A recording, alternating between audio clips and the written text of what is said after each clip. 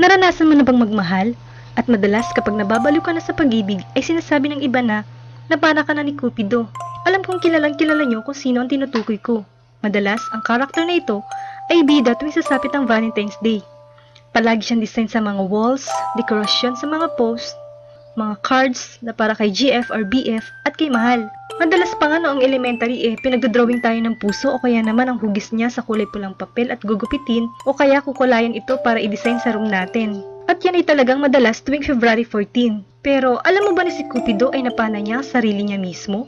At naging dahilan upang umibig siya ng husto. Sa videong ito ay pag-uusapan natin ang tungkol kay Cupido at sa babaeng tinutukoy ko kanina na nagngangalang Psyche. At gusto ko sabihin sa iyo na ang kwentong ito ay nanggaling sa Greek mythology.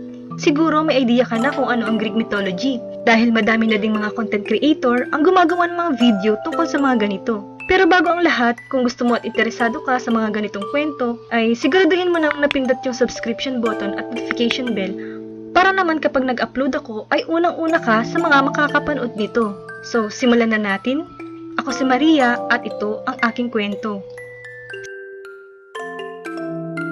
Si Cupido ay anak ni Aphrodite o kilala rin sa tawag na Venus sa asawa niya si Ares. Siya ang diyosa ng pag-ibig at kagandahan kung kaya natural lang kay Cupido na maging Diyos siya ng pag-ibig at pagnanasa. May isang mahalagang alamat na patungkol kay Cupido at ito ay ang tungkol sa kanila ni Psyche. Si Psyche ay isang prinsesa. Hindi lang prinsesa, kundi napakagandang prinsesa na hinahangaan at sinasamba ng maraming kalalakihan. Ngunit sa kabila nito ay napakalungkot niya dahil kahit na marami ang humahanga sa kanya, ay wala namang gustong ibigin siya. Meron pa nga dalawang kapatid itong si Psyche na hindi naman kagandahan pero nakapag-asawa na ng mga hari at masaya nang naninirahan sa kalayuan. Samantala dahil sa kagandahan niya ay nakalimutan na ng mga tao na sambahin si Venus na siyang pinagmula ng galit nito sa kanya. At dahil dito, naisipan ni Venus na parusahan itong si Psyche. Hindi siya makakapayag na matalo siya na isang mortal lang. Kung kaya't nabuo ang kanyang plano na paibigin ito sa isang halimaw. At ito ay iniutos niya sa anak niyang si Cupido. Mabilis namang sumunod si Cupido sa inuutos ng kanyang ina. Kung kaya't hinanap niya si Psyche. Ngunit nung makita niya ito ay nabigla siya sa taglay nitong kagandahan. Kung kaya't ang pana na para kay Psyche ay tumama sa sarili niya. Samantalang lubos na nag-alala ang amang hari ni Psyche. Nababahala siya na ang kanyang bunso at paboritong anak ay hindi na makapag-aasawa kahit kailan. Kung kaya't ito ay pumunta kay Apollo at dito ay humingi ng payo. Walang nakakaalam na naunahan na pala sila ni Cupido na pumunta sa orakulo. Makaawa ito kay Apollo na gumawa ng paraan para maging asawa niya si Psyche. Ang sabi naman ni Apollo sa amang hari ni Psyche ay makakapag-asawa ito, ngunit sa isang nakakatakot na halimaw. Dinala nila si Psyche sa ituktok ng bundok upang sunduin na kanyang mapapangasawa. Iniwan nila ito doon na nag-iisa. Maya-maya pa ay dumating na si Zephyr, ang hangin ng kanluran, at dinala siya sa isang palasyo na ubod ng ganda. Ito ay gawa sa haliging pilak at ginto, at ang sahig naman nito ay puro hiyas. Ngunit lahat ng nilalang sa palasyong iyon ay hindi niya nakikita. Mayroong nagsisilbi para sa kanya pero puro boses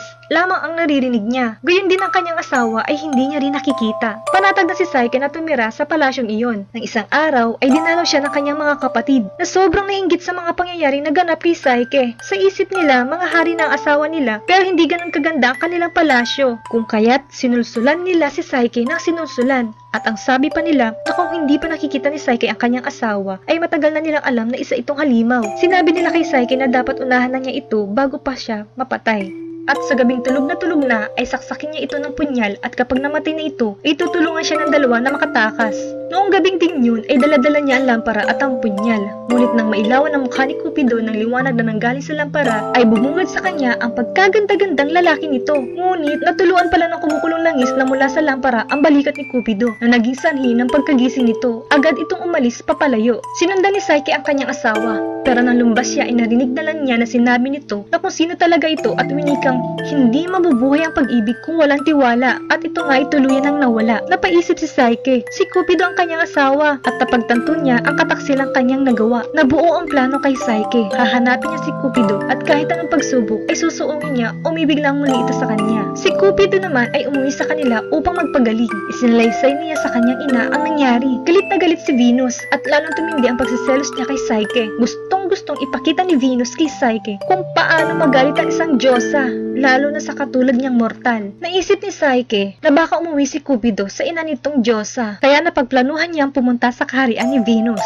Nang makita ni Venus si Psyche sa kanyang palasyo, ay humalakhak ito at inisulto siya. Sinabi pa nitong kung hinahanap nito ang dati nitong asawa, ay siguradong wala na itong pakialam sa kanya. At sinabi ni Venus kay Psyche na kung gusto niyang umibig muli sa kanya ang dating asawa, ay kailangan mapagtagumpayan niya ang 4 na pagsubok. Ibinuhos ni Venus sa harap niya ang isang malaking lalagyan bilang unang pagsubok. Ito ay punong-puno ng pinaghalo-halong iba't ibang uri ng maliliit na buto at sinabi sa kanyang dapat mapagsama-sama niya ang magkakapareho. Sa tulong naman ng mga langgam ay mabilis niyang natapos ang pagsubok. Sumunod naman ay ang pagkuha niya ng gintong balahibo mula sa mababangis at mapanganib na tupa na nakatira sa tabing ilog. Naisip ni Psyche na tumalon na lang doon upang matapos na ang kanyang paghihirap, at nang may marinig siyang isang boses na bakit siya magpapakamatay, pwede naman niyang kuhanin yung mga nalagas at sumabit ng balahibo ng mga tupa mula sa mga halaman. Sa ikalawang pagkakataon ay nagtagumpay na naman itong si Psyche, kung kaya binigyan siya muli ng mas mahirap na pagsubok. Binigyan ni Venus si Psyche ng prasko at itinuro ang itim na tubig ng talon na nasa malayong lugar. Kailangan niyang punuin ito ng itim na tubig.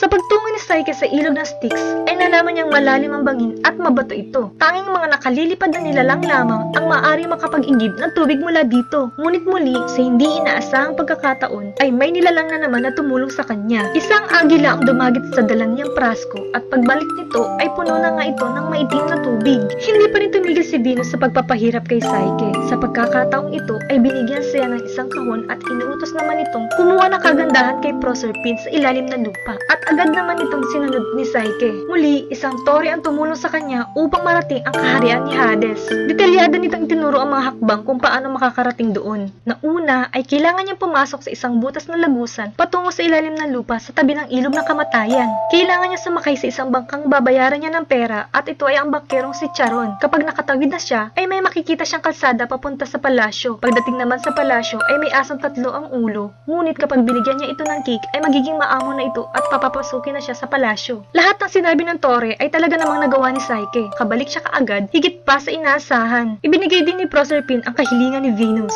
Subalit, sa pagkakataong ito ay nasubok ang kurupukan ni Psyche. Natukso siyang buksan ng kahon sa paghahangad niyang mas lalo pang gumanda, sapagkat naisip niya na iibigin siyang muli ni Cupido kung madadagdagan pa ang kanyang kagandahan. Pero nang buksan niya ito ay wala naman itong laman, kundi naramdaman niya ang matinding panghihina at agad siyang nakatulog. Sa mga oras naman na ito ay magaling na si Cupido at gustong-gusto na niyang makita si Psyche, pero ikinulong siya ng kanyang ina. Subalit, sino bang makakahadlang sa isang taong umiibig? Kung kaya, humanap ng paraan si Cupido upang makatakas, at nakita niya ang bintana nakabukas. Doon siya dumaan. Agad niyang inanap si Psyche, na natagpuan naman niya malapit sa palasyo. Ginisin niya agad ito sa pamamagitan na bahagyang pagtusok ng busog dito. Isinilid niya ang gayuma sa kahon, at nang magising na si Psyche, ay pinagalitan niya ito.